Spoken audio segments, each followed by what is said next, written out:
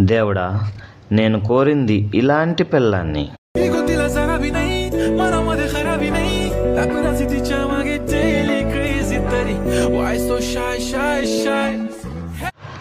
కానీ మీరిచ్చింది ఇలాంటి పెళ్ళాన్ని.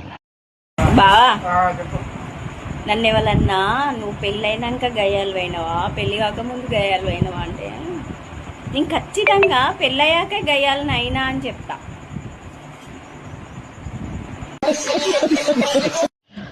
వాళ్ళు మనపైనే సెటర్లు వేస్తూ ఖుషిగా ఉన్ని, కానీ మనతోనే అనుమానిస్తూ మన ప్రాణాలు తీస్తూ ఉండడం మాత్రం వద్దు. ఏమంటారు?